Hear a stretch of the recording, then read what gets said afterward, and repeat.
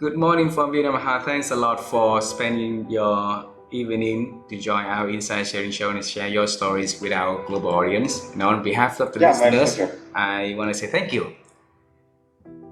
It's my pleasure. Thanks for having me.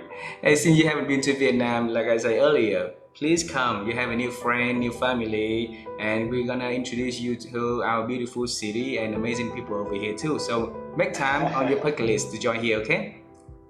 Perfect. I will do. That sounds great. And in our culture, it's very honored if we can have you to do a little introduction about who you are and the works that you do. Can you do that for us, please?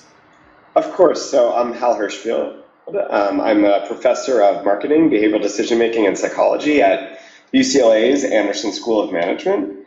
My background is in psychology. I did my PhD in psychology at Stanford, and then my first faculty job was at NYU, and then I eventually settled here at UCLA. And my work is really on long-term decision making and how we can think about helping people make more of the decisions that they say that they want to make. So that's my very condensed version of my intro. You have a great journey that you introduced to us in less than 3 minutes. So we're gonna dive in deeper. We're gonna understand the journey that takes to what you are doing today. And so, can we travel time together? Yes, that sounds great. I All love right, all righty. it. So when I was young, I always wanted to become an astronaut. Okay, so flying different planets seems to be very, very cool for me, but life didn't give me any chance to doing that. So I want to bring you back to when you were a little boy, and then do you remember what was your dream when you was really, really young about your future self, though? Wow. That's a good question. Well, when I was really little, I'm pretty sure I wanted to become. Oh wait, no. I think I wanted to become a mix of either a baseball player or my dad would always listen to a band named Hall and Oates. I don't know if you've ever heard of them. They were really big in the '80s, and since my name is Hal, I felt like it was close enough to Hall, and I thought I could become a rock star. But not so much. I'm not that musically gifted, so that was quickly off the table. So how your dream evolved after that though, from the rock star and then moving to the next? Yeah, when I was in actually when I was in high school, I really thought what I wanted to do was politics. I really liked the idea of being able to make change and sort of help people, and this is the notion, this is the ideal that I had of politics when I was in high school, and enact policies that can do good for people. But then when I got to college, I went to sign up for an introduction to political science class, and it like conflicted with my other required classes, and I ended up taking a social psychology class instead, and that was like that basically put me on this like a completely different path, and suddenly I went down the social psychology route because of that.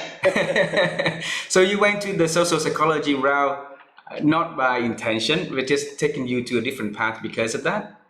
So Yeah, exactly. what kept you to stay in this path for that long and become an expert in the field? Well, the class that I took, and this is my first year of college, it was the professor's name was Sanaya Nathanson, and she was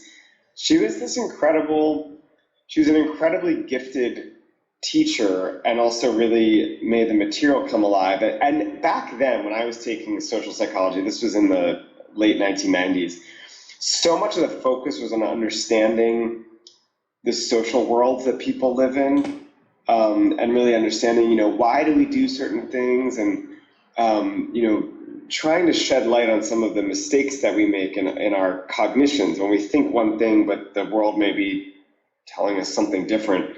And I just found it fascinating. I thought it was fascinating to try to understand, like, why do people behave the way that they do? And around that time, I was home, I guess, probably for like a spring break. I can't remember if it was spring break or winter break. My parents, they're both psychologists. They're both clinical Oh, psychologists. They had a journal article laying around. By the way, I told myself, you know what I'm not going to do is I'm not going to become a clinical psychologist. I don't want to become a psychologist, because they did that, right? And I was bored and I was flipping through whatever magazine journal they had out, and there was an article in there by this woman, Laura Karstensen, and it was all about how we grapple with time and how we grapple with endings in our lives. And she was focused on older adults and what happens when older people face the end of their lives and how they change their decisions to be more focused on the meaningful things in their lives. And I thought it was a fascinating article, and I just sent an email to her. This is early in college, and it started this email exchange, and then, fast forward 4 years later, I was in grad school working with her, and so it's very funny to look back and say I never planned it that way, but of course there's these little twists and turns along the way that got me there. Wow. In our culture, we believe in something that's called faith also. So if you didn't came back on that, summer break or winter break, right, you're not gonna, be able to read that article from Laura, right? And if you had not opened that, article up and then to read it, then maybe the path takes you to somewhere else. Who knows, right? I want to bring you to that moment you sat on that chair and look at the works, the newspaper, right? And then you read her article, and that moment changed inside your head back then. Do you remember why that article fascinated you? It's a really good question. So the article, it was called "Taking Time Seriously," and she was trying to solve a problem, which was, or a riddle almost, a conundrum, which was that older people have smaller social networks, but they report more positive emotions. And this is sort of surprising because you think, well, if my social network is limited, I must be lonely and isolated. And that's not what she was finding. So there was this question of, well, why is this the case? And what she found was that as people face the end of their lives, when time becomes limited, they focus their attention on spending their time in ways that are meaningful and purposeful and with people who bring that sense of meaning. It's almost in contrast when you're younger and you have an open-ended sort of expansive time horizon. You can now focus on information-related goals, knowledge-related goals. I might do something, even if it's a little unpleasant, but it puts me in a better position later on. Older adults don't do that. I thought this was such an interesting idea, and it got me to think about, I'd only graduated high school a year or so before, and I thought, I wonder if the same thing happens not just when we face the end of our lives, but when we just face other endings. When I'm graduating from college or high school or moving cities or changing jobs, does that change the way that I attend to things and what I focus on? And that's what really sparked this interest. Maybe it's not just about time, but also about endings. And I was so interested in that, and that's what really got me to reach out to her and ask her, do you think we would see these same sort of effects for, graduating college students or high school students? And that's what sparked the conversation right then. Beautiful. And then, how long was that? When was that? That was 1999. 1999. The internet wasn't that, easy for you to find information from her. So I bet that you had to went through a lot of searching to find out the contact for Laura, right? Yeah, it's surprising to think, how did I? Yeah, it is. Yeah, that's right. Exactly. It was a lot more diffuse and spread out then than it is now. So what did she ask, what did she say to you in the first email? Do you still remember? Yeah. So she had said, basically, yeah, we have started looking at this. We have started thinking about this sort of thing. She'd actually done an interesting study on men who were HIV positive. This is in the late 90s, who had AIDS and were HIV positive. and found that they also experienced these limited time horizons, in part because their life was looking like it was going to be shorter. Yeah. And they also, started spending their time in similar ways with, emotionally meaningful others and whatnot. So that's when we started talking about these sort of questions of, time horizons and endings and whatnot. And so that was every couple months we would have an email exchange, and then a couple years after college, I applied to work with her. Wow. Wow. I find it very fascinating because you keep the content, you keep the interest for that long, and then 4 years later, you spend the grad program with her, and that taking you to the really really expert part to become behavioral science, like decision making for long term, right? So I want to bring you to the grad time because back then you still have a lot of opportunity to find different areas of interest and stuff. Why that one thing kept on your head for you to to stick with research with Laura? Yeah, it's sometimes hard to answer some of these things because you think about like what it's like. There are certain things that you can say, I did this thing because of X, and then there's other things where you say, I don't know, I just was into this idea. I just have always been, I've always just been interested in time and fascinated with it. It's just something that's been present in my life. Some of my friends make fun of me for, getting interested in a topic and sticking with it for a long time. That particular period of time, I continue to like these conversations with Laura.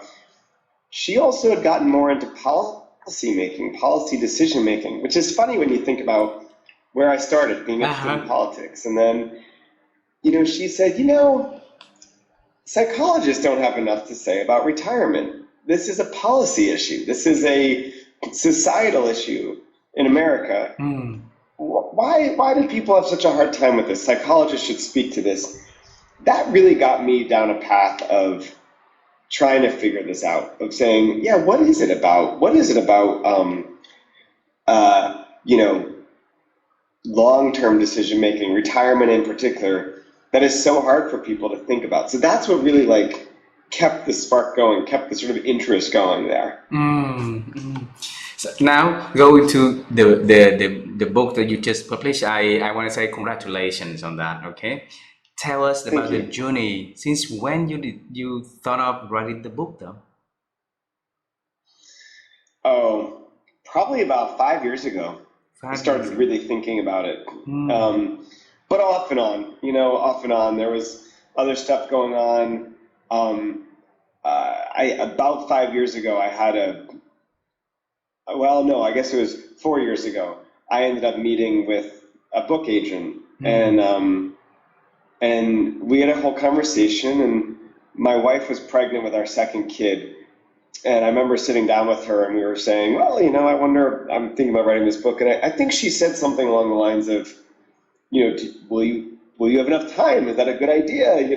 We're about to have a kid. And I kind of dabbled with it, and I would start sort of playing around with writing the book proposal.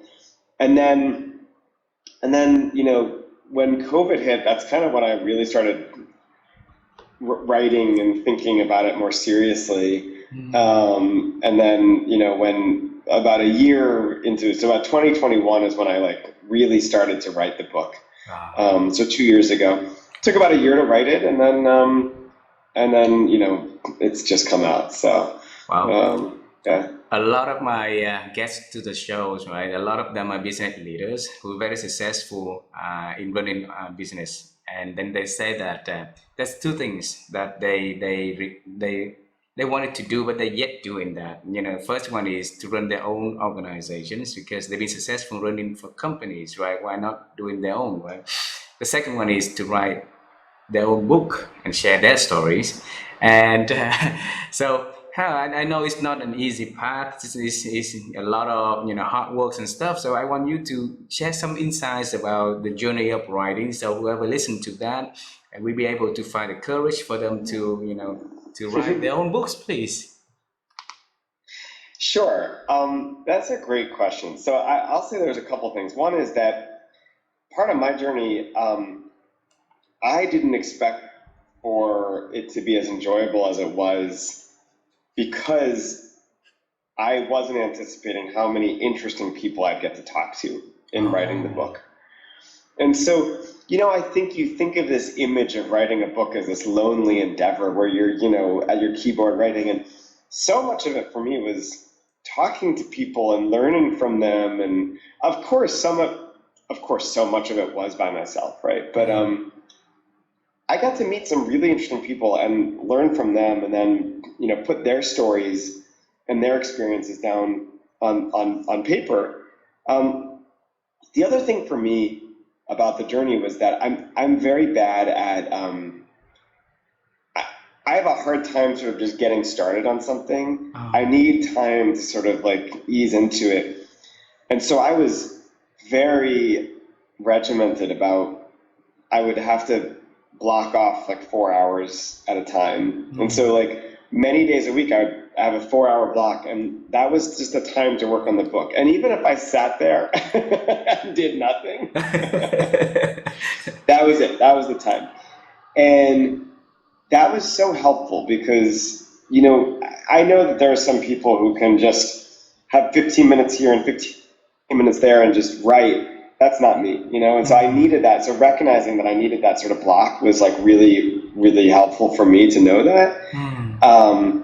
But, the other part of the journey, I think, was there's something that's vulnerable about it and a little scary because it's like what's inside your mind released out to the world, and everybody can get in there, and then, people can say they like it or not like it or whatever, and so it's sort of it's like a little bit of a vulnerable experience, I would say. Uh-huh. And how you feel after publishing it already? it's it's it's like it's a real mix because I'm really excited. I'm very like I'm proud, the work that went into it. I'm also deeply appreciative because there's so many people who are involved, from my editor to my agent to the people in the marketing, the PR side, and so on and so on. My wife, my parents, all those people, right? It's like I've had this new experience of when I look at someone's bookshelf, I think, gosh, each of those books represents hours and hours and so many people, involved. Mm. And so there's a lot of that feeling. There's also this kind of other feeling of like, I miss it a little bit. Like I already miss the experience of like digging in, writing and learning. And, I guess that's what people say when they're, realize, oh, I want to write a second book, but I'm not there. Not there yet. But you're getting there Um, soon. You're getting there soon. I got to find a new topic, but it was, so it's really an interesting kind of mix. There's also sort of a sense of being a little exhausted. Thanks for sharing now. So go to the book. Uh, Out of a lot of topic, a lot of names you can choose. Why you decided to write your future self? What is that about? Hmm. Yeah, why did I write that? Uh, Well, by the way, your camera just got a little blurry. I don't know if you want I to can turn see it you off and turn very it back clearly. on. Yeah. Oh, okay. No, your camera got blurry. So, Oh, so sorry about that. no, it's okay. I don't know if you just want. Oh, there it goes. That's better. So why did I write this topic, this book? I mean, to some extent, this has been the topic of my research for the last 15 years. So this is the Oh. natural. This is what I wanted to write the book on. Um, but why did I get involved in this? I mean, I was telling you the story of trying to figure out why do people, not save at the rate that they say that they want to save at. Well, that question really became a bigger question of why do people not do the things that they say they want to do? Big picture. Hmm. Um, and um, for the last 15 years or so, I've been really trying to investigate this. I've been trying to understand the relationships that people have with their future selves, and Hmm. where do those relationships come from? How do we characterize them? And then how can we improve them? How can we help people improve? So that was really the focus of the book. That was the focus of the research. And so, you know, I would say that was the impetus for this particular topic. Wow. So now go to the 15 years of research of you. Why, can you share a little bit about why don't we follow what we wanted to do when we said that we're gonna do it, and then a couple of years later on out of the road, we forget about that and we let it go though? Part of the issue is that it's really hard to think about the future. The future is uncertain. It's abstract. And also, our future selves are kind of unknown to us, right? And so part of the problem is that when we make these decisions that have consequences now and consequences later, eating decisions, financial decisions, decisions with how to spend our time or our careers, the impacts of our decisions affect a person in the future who we don't really know, that our future selves. That makes it really hard to kind of like figure out what it is that we actually want to do. Yeah. So if we want to take a baby step toward our future selves, in your professional experience, what would we do now? Well, I like the way that you put it, baby steps. There's a lot of, and this is, the focus of a lot of the book too. One of the things that we can think about doing is to try to connect more to our future selves, to try to bring that future self closer to who we are now, in the present. That is easier said than done, of course, but if we want to take baby steps, I think one exercise that I really like is to write a letter to some future self, but then to write a letter back. Right from back. that future self to now. And like start the conversation between now and that future self. And I think that it starts the process of stepping into their shoes, and really trying to see the world through their eyes. Wow, how I heard a lot about write a letter to our future self, but never heard about writing the letter in the reverse way. How did you come up with that idea though? Well, it's not mine. Yuta Shishima and Ann Wilson, they're researchers at University of Waterloo, or Ann Wilson is, and Yuta, he was a postdoc there.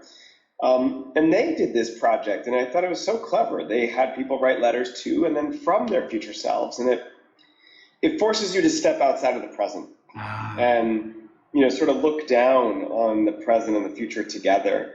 Yeah, it's a really clever way of sort of moving through time and seeing time, seeing ourselves through time. Who's the audience for the book that you aiming to to help them to look at their future self though, Hal? It's a great question. You ask really great questions. So, to some extent, the audience is people who are interested in smart, popular science, if you will, who want to understand more about how, we operate and how we move through the world and whatnot. But also, to some extent, the book is aimed at, call it people in their 30s and 40s, these, people who are still in the earlier stages of their lives, but also far enough along in their lives that they can, and maybe really should, start to think about the long term and what that means. And I would say the insights of the book apply both in our professional lives, in their business and leadership lives, or leadership roles, but also in our personal lives, right? So it's to some extent people who want to make improvements or see change in their, whatever aspect of their life, whether it's personal or professional. Beautiful, beautiful. If you can pick one chapter in the book that you like most and you want to share with our audience, what would that chapter be and why? That's such a good question. Yeah. So um, I think the third chapter of the book was one of the most fun ones I had Mm. the experience of working on, because that chapter focuses on what is the meaning of the relationship that we have with our future selves, and Mm. what do those relationships impact. And rather than just sort of talk about the data, I got to talk to some fascinating people. I talked to um, this woman, um, Linda Chamberlain, who helped to co-found Alcor, which is the oldest um, cryogenics Mm. organization in America. What that is people who freeze them. They make a plan to freeze themselves upon their death, so that in case Oh. science comes along to revive them, it will. Um, I had no idea what I would find going into this, and it ended up being a fascinating conversation into someone who doesn't only think about herself now and at the end of her life, but way beyond it. Ah. Um, and then that got me to talk to a man he's a police chief up in Northern California, and when he was a kid, his dad was diagnosed with ALS, Lou Gehrig's disease, and as his dad's health was declining, he started writing letters, all these letters, Mm. and um, he was writing all these letters to eventually be delivered to his kids, and Oh. one of whom was the police chief I talked to. Mm. And this guy ended up writing not just letters for the day he died, but for every milestone his kids would approach Mm. moving forward through life, even milestones that he himself, the father, hadn't hit because he died too early. Mm. And it was like just such an incredible story of not only connecting sort of within our lives, just like the woman who started Alcor, but connecting beyond our lives into others as well. And the science is so interesting. I find the science of these sorts of topics so interesting. How do we connect to our future selves, and what do those relationships mean? But hearing these stories and then being able to sort of translate them back for others, it was so intriguing to me. It was so cool. I couldn't get enough of it. So that chapter was probably the one that I had, maybe the one that I'm most excited by. Well, I'm excited about that also. If you pick one of the technique that we can have to connect with our future self and build the relationship from there within that chapter, how can we, you know, how can we do that? So that particular chapter, it really just sort of stayed at the level of like, what are the relationships, right? But the Ah. techniques, those are later in the book. Oh. And the techniques, well, we already talked about the letter writing one. One technique that I thought was really interesting that I came across that I hadn't thought of was, how do we frame an expanse of time? So this is Daphne Oyserman and Neil Lewis. They had this insight that if you ask people to think ahead, let's say I'm going to ask you to think 30 years ahead, I could say, oh, retirement, you'll have that in 30 years, or in roughly 11,000 days, 10,950 days. Well, it's the same amount of time. That's 30 years.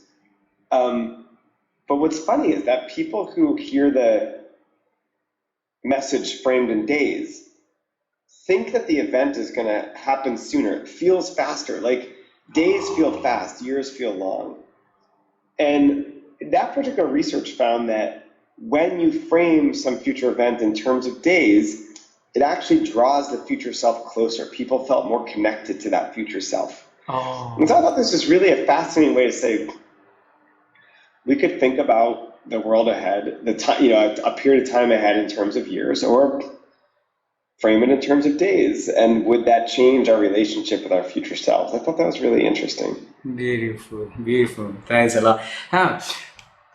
We've been talking about the past already. I have two last questions for you. All right. One question is about the topic that you are writing about thinking. Okay. You have people to think about their future self. Now we ask about how you think because my wife and I, when we run the podcast like this, we ask every guest on our show how have they been expanding their ability to think. So that same question I'm going to ask you: how have you been expanding your ability to think? Huh? Wow, how I've been expanding my ability to think. That's such a big question, and I feel pressured to answer it in a big and lofty way, and that's not disappointing. You know, so I think one way that I've been trying to think about this to sort of expand my ability to think um, is truly to slow down. Slow down. Um, I I have this is really advice that's come from one of my favorite collaborators, Cassie Holmes, and it's work that other people have talked about as well. But making time for deep thinking, Mm. um, versus sort of fast thinking, if you will. There are a lot of things that pop up in my everyday life that seem urgent, and I can sort of do quick responses to. And I often have to stop myself from, just digging into the urgent and slowing down Mm. so that I have the ability to actually think and, to your quote, expand my ability to do that. And it's hard. It's really hard because, I feel like when you get to a certain point in life, it's like I've got little kids and I've got my work and family and there's so many different things going on that it's easy to kind of do like a little bit here and there, a little bit there, and and I have to keep reminding myself to sort of slow down and try to just focus on one thing because that results in deeper, more expansive thinking, if you will. Beautiful, beautiful. The second question I have for you is about your future. All right. So we will travel the past. We know the present already.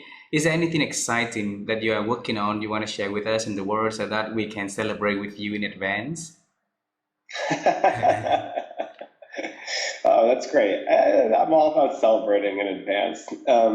So no book, no second book that's on the horizon right now. Uh-huh. Um, but I am um, I am working on a paper right now that with one of my students, Joey Reef, that I'm really excited about because it's a paper about it's a totally different topic, but it's about it's about the legal system in America, and it's about jurors on death penalty trials, Mm. and what what their thinking is that relates to whether they vote for a life sentence or a death sentence. And one of the things that we've been finding is that their ability to perspective take for the defendant Ah, predicts whether they vote one way or the other. Um, in some ways, so much of my work on future selves is all about stepping into the minds of our future selves. ah, And this is about stepping into the minds of someone else. ah. And I've been excited by it because I hope that it's important. And so this is something I've been excited to work on now. Well, I'm excited for that, and I hope that the result we help the people to be able to look into other people's future self and make the better decisions. Also, is that okay if I have one last question? Because I said I have two, but it just came up. Okay. Of course.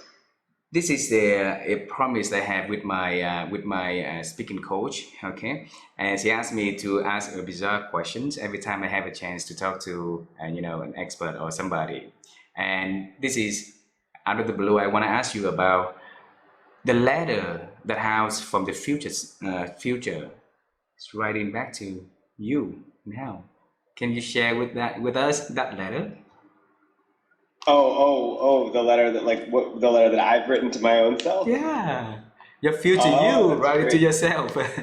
That's great. I love that. Well, I recently did a version of this with myself, and I found my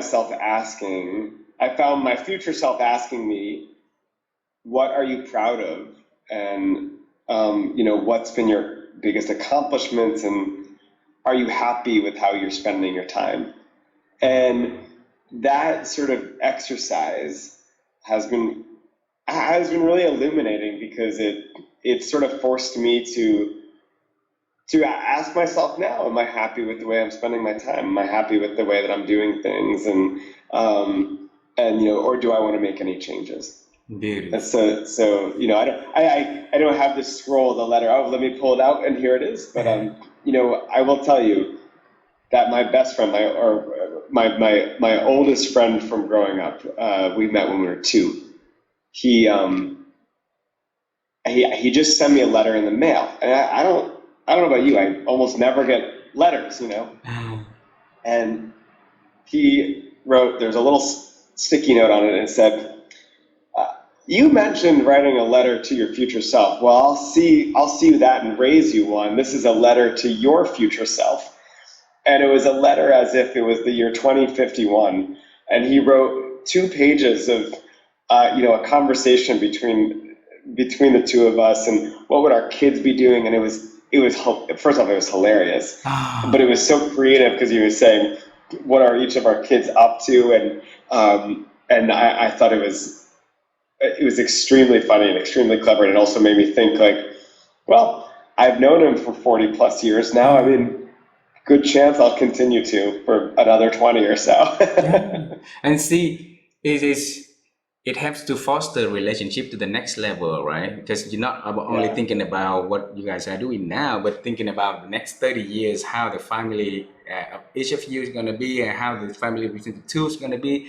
I think I really appreciate the conversation today. I really appreciate the works that you do and the book that you write, because it's very important for us to know what we want in the future, so that every single day that we are doing now, we have something for us to do toward that one. Otherwise, like, we travel, but we didn't know anywhere to go, right? And That's right. so thanks a lot, Hal, for writing that. And I will make sure I'll get some orders. I hope that you can sign it off, and send it to my address in the States. Of Okay. course. Okay. Of course. And like I Thank you so much. please put Vietnam to your bucket list, and then I will be so happy to see your family here.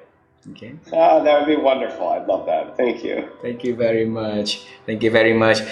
Tell your family that I say hi. Tell their family that I apologize for taking your time, so they couldn't have dinner early, and send our loves to them. Okay. Thank you. I will do. Thank you so much. Thank you very much. You have a wonderful evening. Bye, my friend.